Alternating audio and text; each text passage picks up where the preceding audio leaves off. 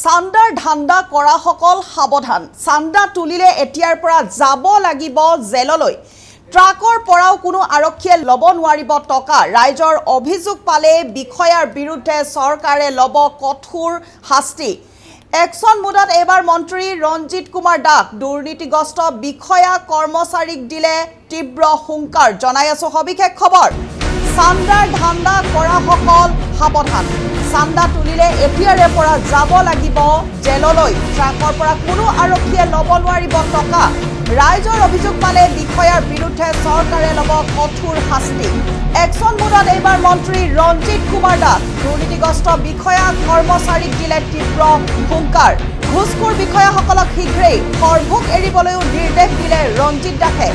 মই কিন্তু অসম কপাই দিম, গোটেই ভাৰততে নিউজ হৈ যাব। এতিয়াৰে পৰা কোনো ধৰণৰ বদ অভ্যাস থকা চৰকাৰী কৰ্মচাৰী থাকিব নোৱাৰিব সৰভোগত বুলিও কৰিলে মন্তব্য।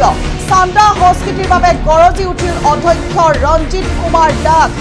ভইচ 365ৰ দৰ্শকসকলক জনাই আছো এই মুহূৰ্তৰ এক গুৰুত্বপূৰ্ণ খবৰ যে বিধানসভাৰ অধ্যক্ষ হিচাপে দায়িত্বভাৰ গ্ৰহণ কৰাৰ পাছতেই প্ৰথমবাৰৰ বাবে গৃহ চহৰ বৰপেটা ৰোডত উপস্থিত হ'লগৈ ৰঞ্জিত কুমাৰ দাস। অৰ্ধ শতাধিক দল সংগঠনৰ লগতে বিভিন্ন অনুষ্ঠান প্ৰতিষ্ঠানে আদৰণি জনালে বিধানসভাৰ নৱনিযুক্ত অধ্যক্ষগৰাকীক। আৰু চান্দা যিসকলে ধান্দা কৰে তেওঁলোকলৈ জনালে সাৱধানবাণী। চান্দা তুলিলে এতিয়াৰে পৰা যাব লাগিব জেললৈ। ট্ৰাকৰ পৰা কোনো আৰক্ষীয়ে ল'ব নোৱাৰিব টকা। ৰাইজৰ অভিযোগ পালে বিষয়াৰ বিৰুদ্ধে চৰকাৰে ল'ব কঠোৰ শাস্তি। এইবাৰ একশ্যন মুডত দেখা পোৱা গ'ল মন্ত্ৰী ৰঞ্জিত কুমাৰ দাসক। দুৰ্নীতিগ্ৰস্ত বিষয়া কৰ্মচাৰীক দিলে তীব্ৰ হুংকাৰ। ঘুষখোৰ বিষয়াসকলক শীঘ্ৰেই সৰভোগ এৰিবলৈও নিৰ্দেশ দিলে ৰঞ্জিত দাসে।